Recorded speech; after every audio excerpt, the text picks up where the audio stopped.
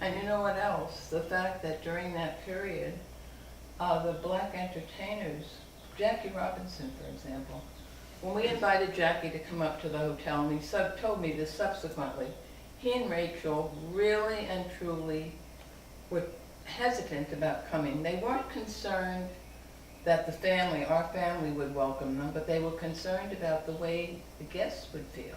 Really? And of course, it never became an issue. And Rachel has a book, and she has one chapter of it that is dedicated to Grossingers. And Jackie told me that it was such a big decision for them to make. They were concerned about how they would fit in. How the guests would feel, and how the guests would act. But you know, you think about the attitude of some of the older Jewish people, and they were not terribly welcoming to the black people. But we never had an issue with that at all. I mean, people were so excited that Jackie Robinson was there, and he, socialized, and he answered questions, Sure. and he took pictures. And then, of course, a lot of the other Dodgers was a Campanella, and I'm not great on Brooklyn Dodger fan, but it was really wonderful. And I think the thing that really exemplifies Grossingers was the feeling that our family had. Right. And we wanted it to be a place where everybody would feel comfortable and would be welcome.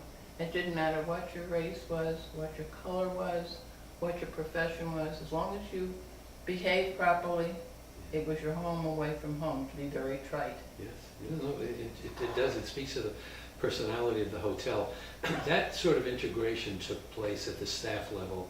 But by the time I got there, the staff level was people of all sizes, shapes, and religions, and it was pretty much universal, without a lot of distinctions being made. The summer romances began, the world began to change, and the hotel ultimately began to change as well. I guess in part for business judgments, and in part because the hotel recognized, why not become more universal? That's a great story about when the Italians come and say, we came up here to eat potato latkes, and you're giving us pasta, we can stay at home. I mean, we were so historical, but we really zeroed in on that, and we had promotional weekends. We did Italian weekends.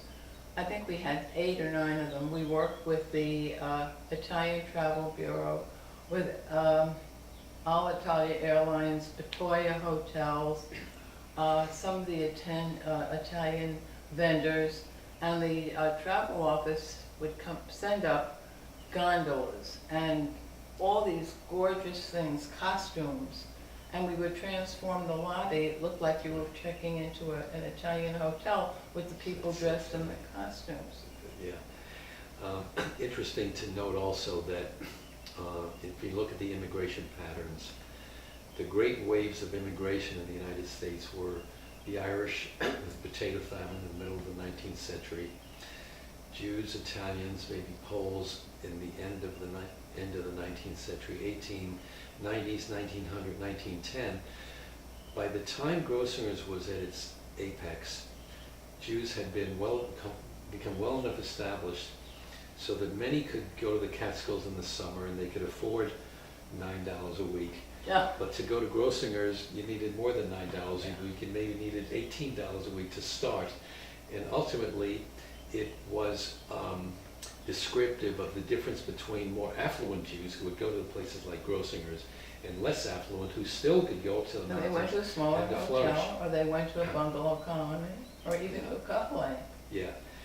At Cuchelane for the audience. Couple lane is cook for yourself. They're big boarding houses where people would go for the summer, and each mother or each female of the group, they had their own shelf in the refrigerator, Right. and they cooked for their family. Right. You cooked for your family, and it was a couple. You cooked for yourself, and then they went and became bungalow Right. people, where of course they had their little cottage, and they still cooked, Right.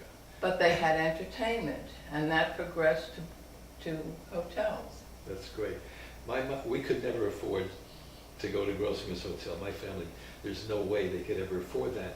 Instead, we would go away to Rockaway Beach for a week or 10 days in the summer and go into a house which was like, it was a kochelim in that it'd be a refrigerator, and 4 families would function out of that refrigerator. And at one point my mother said, I don't want any part of this. I don't want 4 other women in my refrigerator. She had no stomach for that. To me, the notion of 4 families out of one refrigerator was boundless excitement. Of course. But to the mother, it was not excitement at all. She finally put her foot down and said, no, she's not going to do it anymore. I can't say that I blame her. I mean, 2 women in a kitchen Yes. and 4, everybody grabbing. But think of the excitement for an 8-year-old Oh, for watching the I scene. mean, Oh, anything my that goodness. was new and that Yeah. wasn't part of the usual routine was excitement Yes. for kids. Yes, yes. It really was. So, I think we've had a lot of fun. we did. I think it was, it And I brings back, hope we've covered all the interesting things. And I want to thank you for coming all the way down. I want to to thank do you. this. It's, And I must say that you are partly responsible for this whole project, because you were nudging me about the pictures and then about a book. So this is kind of a compromise. It's pictures and it's verbal books. very good. And I thank you. And I thank you because it brings back memories that are very warm and enduring. Great.